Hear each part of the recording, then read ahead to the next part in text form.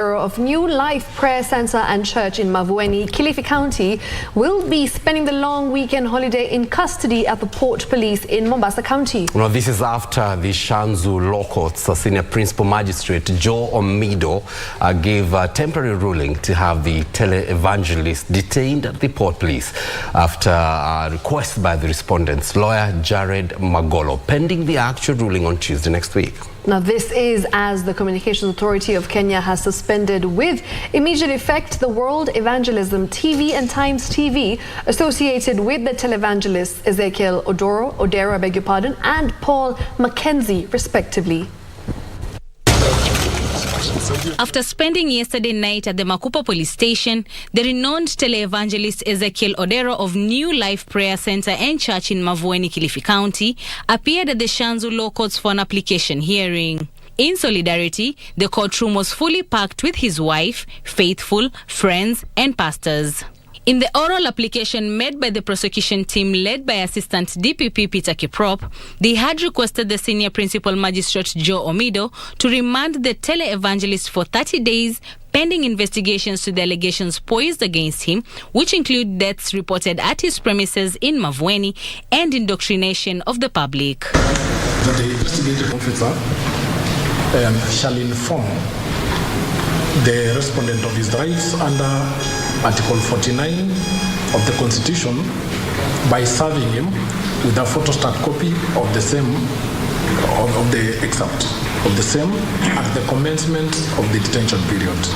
The respondent's lawyer, Jared Magolo, argued that his client was not a flight risk.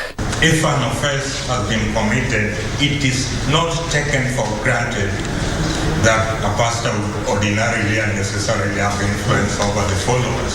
Our witness saying that Pastor Ezekiel did this to me, but we don't have.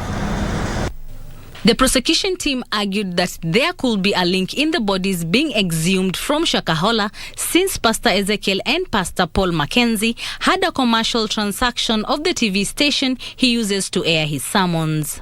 By determining this issue, the court has to decide, is it going to follow the latter decision or is it going to follow the former decision? So my submission is just limited to urging the Honorable Court to not follow this decision that has been rendered because it did not consider the previous decision in the context of Article 49(1)(g). The Senior Principal Magistrate, however, directed that the accused stays in police custody at the Port Police until Tuesday, 2nd of May, when he shall give further directions and make the ruling. The directions that this court gives is that the ruling in this matter will be rendered on the 2nd of May at 11 in the morning here before this court. And the respondent will, in the intervening period, remain in police custody.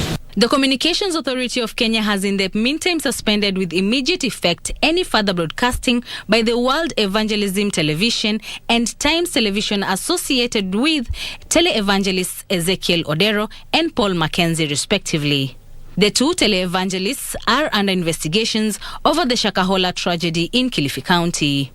For Easy Friday from Mombasa County, I am Ann Mburu.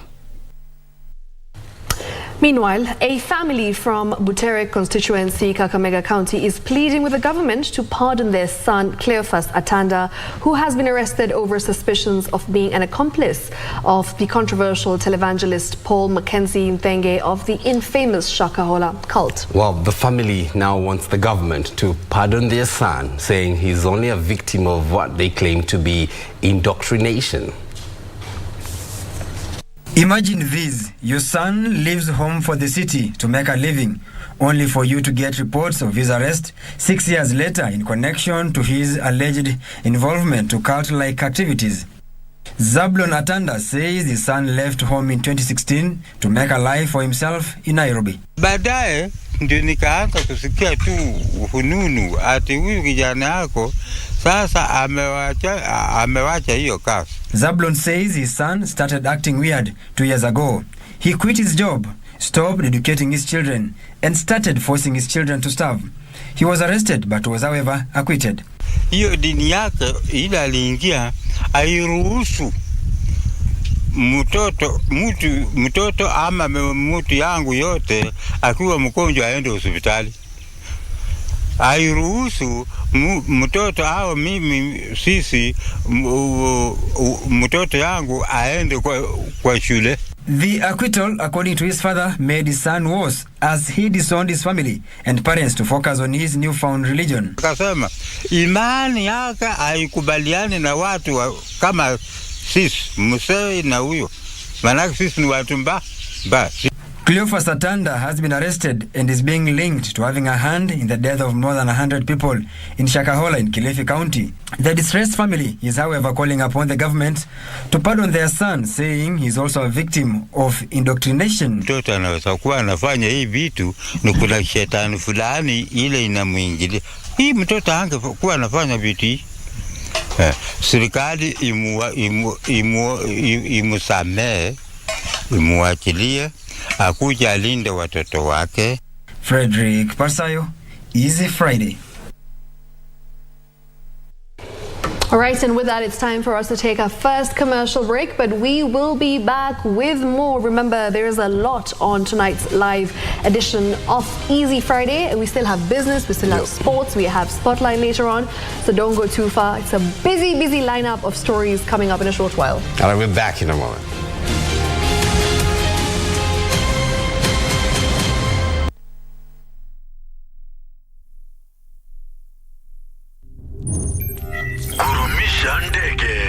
Aviator instant game.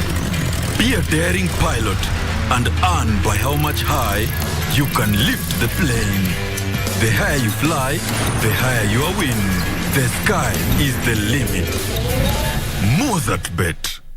To get Skizatune Hail Mary, dial *811 *963#. Hail Mary, full of grace, the Lord is with thee. Blessed art thou among women, and blessed is the fruit of thy womb, Jesus. Holy Mary, Mother of God, pray for us sinners, now and at the hour of our death. Amen. To get Hail Mary, dial *811 *963#. *811 *963#.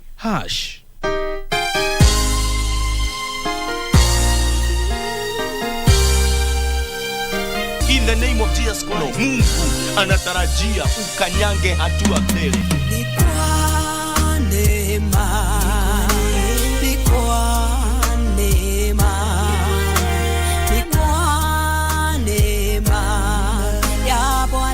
Wengine wametawaliwa na uchawi, wakati wao umefika. Wewe umenitazama siku ya leo. Neema na kibali cha Bwana kikawe juu ya maisha yako.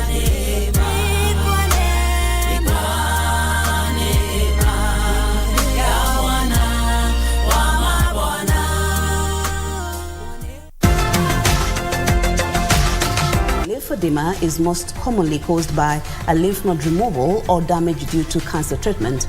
Once you have a lymphatic disorder, lymph fluid is not able to move freely, and so it needs something like a pump that periodically will push the lymph fluid through the system. We want the compression to be graduated so that it can be able to push the fluid.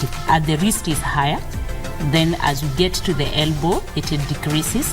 As you get to the shoulder, it is 40%. That allows the movement of the fluid. Wearing garments gives me a lot of comfort. Currently, there is no cure for lymphedema, but there are effective treatments like physiotherapy. The Democratic Republic of Congo is on the verge of a new dawn. The presence of the East African Community Regional Force has brought back stability in areas previously regarded dangerous and unoccupied owing to insurgents by the M23 rebel groups. Our deployment and withdrawal of M23 has to be sequenced, has to be orderly, and a process that can be verified. For more than 2 decades, residents have only witnessed the exchange of fire between M23 and the Congolese army. Join us this Saturday and Sunday as we tell the story of Congo, the land of plenty and trouble in plenty.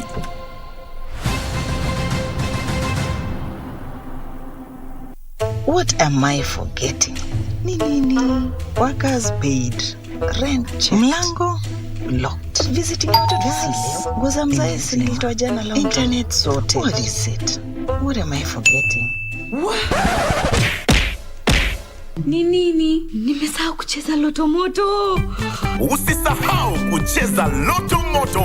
Unaweza shinda hadi milioni 2 kwenye M-Pesa. Chagua lipa na M-Pesa. Paybill number, weka 757070. Account number, weka neno Loto. Weka kiwango chochote cha pesa kuanzia shilingi 50 hadi 2000. Lipa, kisha subiri draw. Ujumbe huu umeidhinishwa na BCLP.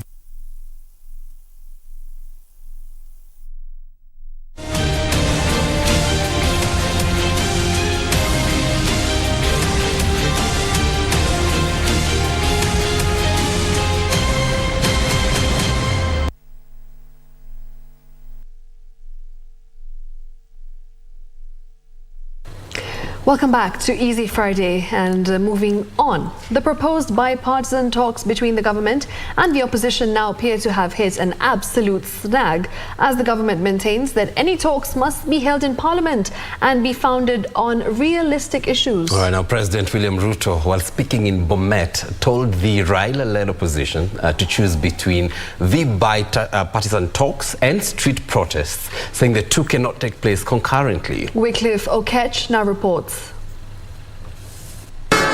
The commencement of the proposed talks between President William Ruto's Kenya Kwanza government and the Azimio la Umoja One Kenya coalition now looks infinite after the government accused the opposition of being unrealistic in its demands.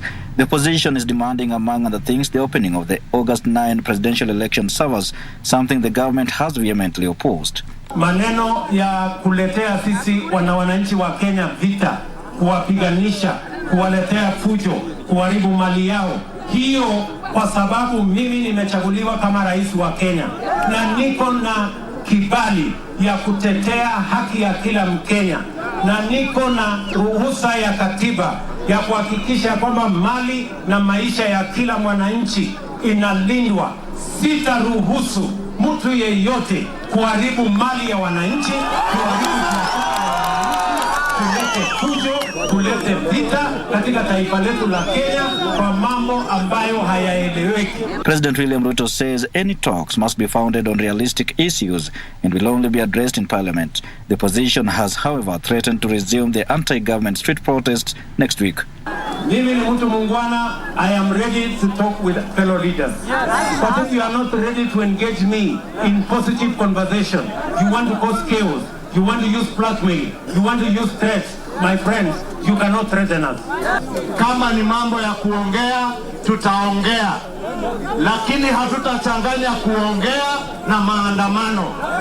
Wachague kama wanataka kuongea, waje tuongee bunge.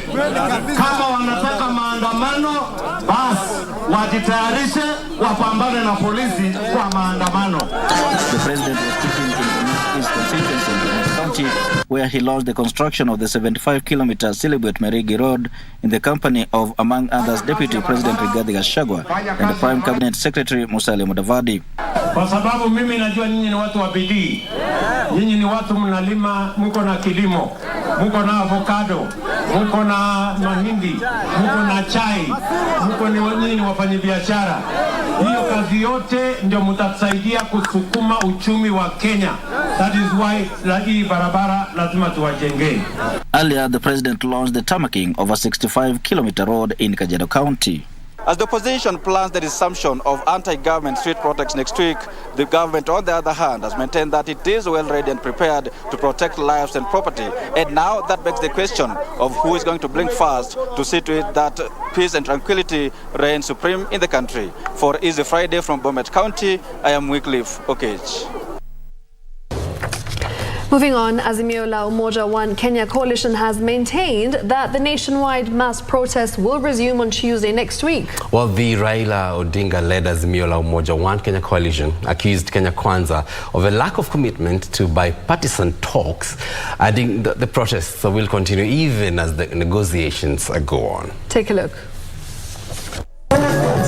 Despite the sluggish progress on the bipartisan pitting the Azimio coalition against the government, Azimio la Umoja coalition leader Raila Odinga has on Friday announced the resumption of the street protest to push the government to address the high cost of living through the restoration of the subsidy programs on unga, fuel, electricity and school fees, among other things.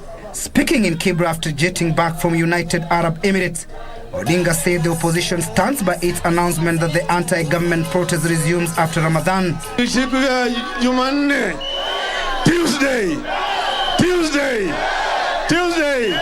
tarehe 2 mwezi wa 5 tunarudi uwanjani.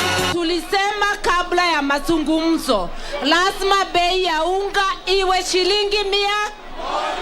Imeteremka. Hakuna haja ya mazungumzo. The Azimio leader also maintained that Pokot South Member of Parliament David Kosin will remain in Azimio's bipartisan committee panel. Hii ni masaka ambayo hajaonekana katika historia ya nchi yetu. Kwa hivyo tunasema tunataka waandishi wa habari wakubaliwe kukaa pale. Sasa ile ambayo wanachimba kaburi wako pale wanapiga picha. Nataka kuona hii uchunguzi ikifanywa, hata walete watu kutoka nje waangalie hii mambo sawa sawa, ili kusiwe na marudio tena. Sawa sawa. Odinga at the same time called for thorough investigations into the Shakahola killings. Nataka kuona hii uchunguzi ikifanywa, hata walete watu kutoka nje waangalie hii mambo sawa sawa, ili kusiwe na marudio tena. Sawa sawa.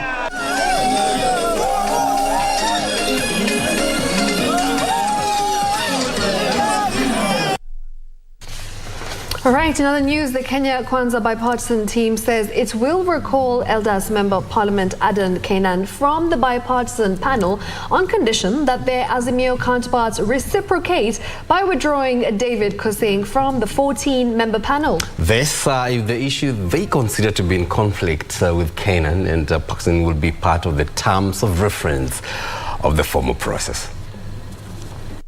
The current stalemate in the bipartisan talks involving a 14-member bipartisan panel has seen the Kenya Kwanza team formulate what they term as a fourth plan in order to unlock the impasse for the talks to move on to the next level. Co-chair to the panel, George Murugara, says the team from the ruling party has agreed to recuse Adan Kainan from the talks if there will be conflict of interest during the discussions. The issue brought against Honorable Kainan is actually on party hygiene, party hopping and moving from one party to the other, development and enhancement of multi-party democracy. This is an issue where it may be in conflict with Honorable Kainan sitting as we discuss that particular point. This is the time we will recuse him. It's not replacement, it is recusal. The decision comes after Azimio team insisted that the inclusion of Kainan in the talks was ill-advised since the legislator is a member of an Azimio-affiliated party.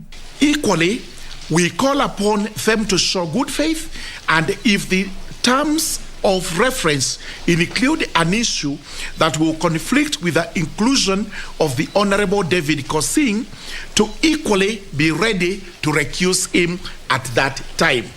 Murugara says he has forwarded the proposals to Azimio team co-chair Otiende Amolo, urging him to respond by Tuesday next week and further appealing for an end to the planned anti-government demonstrations. I don't think the objections are cast in stone.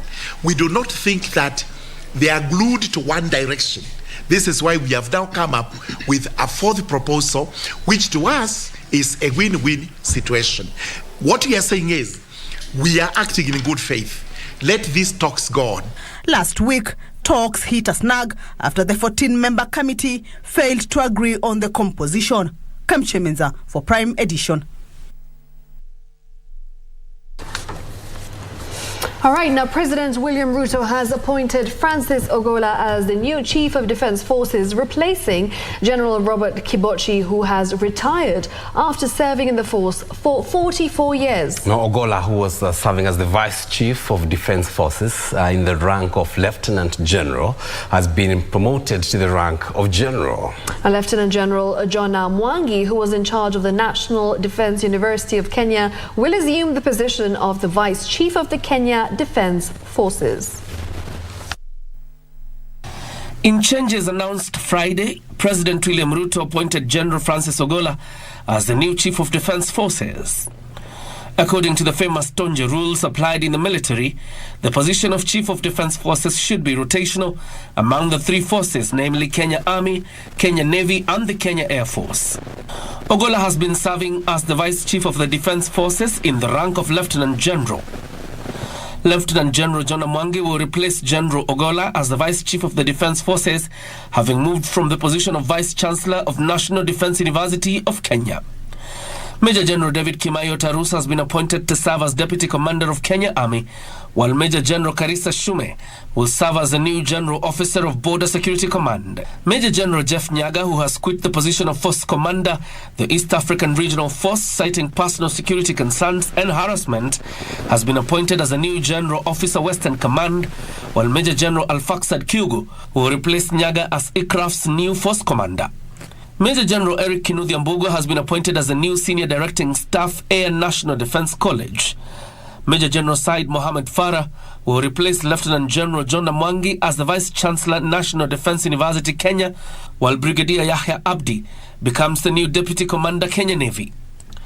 Other appointments made today include the promotion of Brigadier David Kipkemboi Keter to the rank of Major General and appointed as Assistant Chief of Defence Forces Personnel and Logistics. Brigadier James Mutuku has also been promoted to the rank of Major General and appointed as Senior Directing